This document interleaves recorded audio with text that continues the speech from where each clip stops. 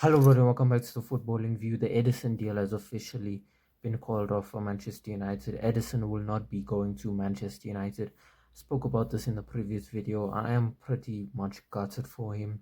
I mean, going to the World Cup, being knocked out, and barely being picked, you got to feel for him on a personal level. However, Manchester United are not a charity, and we can't just accept a player that obviously has injury issues. But who do Manchester United go for from here? There's been shouts about João Gomez. There's been shouts about Manu Kone.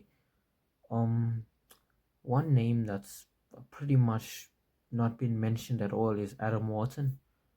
I'm not sure why really he went out like that. I really don't know why he's not being mentioned much anymore. I mean, if Baleba is being mentioned for Manchester United, I don't know why Adam Wharton is not a name that is popping up, especially with the fact that João Gomez is popping up. I mean, when you look back to the start of the season, our top three targets, well, were probably Anderson, Tonali, Wharton. The thing is, Wharton was always part of their conversation along with Anderson and Tonali. So I really don't know why Wharton all of a sudden just stopped existing as a player we could go for, especially with the fact that Baleba has obviously stayed as a name that we could possibly go for. Um, Regarding João Gomez, he obviously did get relegated to Wolves. I know Atletico Madrid were in for him, I do believe, but I think they did pull out, so he will not be going to Atletico Madrid. Manu Kone, I think this is probably the most likely deal now. Um, he's having a good World Cup. He's actually starting for France because Chouameni is injured, and I think he's been good for France, to be honest.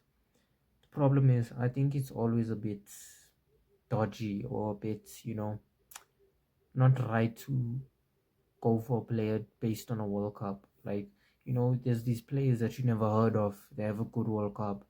They sign for a club and are terrible for that club. I mean, we didn't sign him, but look at how Amrabat turned out. He had a brilliant World Cup with Morocco, came to United and was terrible.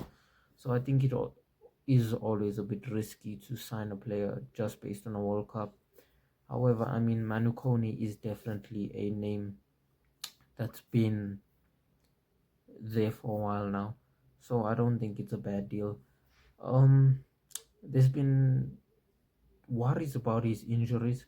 I've looked at his injury record, and it's not that bad, to be honest with you. This season he played most of the league games. He had a bit of a rough patch, got injured a bit at the end of the season, but he didn't miss out like a ton of games. He's still played most games. So I don't know really why the injury record is such a problem. And also, either way, even if there is a problem with these injuries, you saw how thorough we were with Ederson. I doubt we will sign Kone if there is an injury problem. But yeah, that's just my report for now.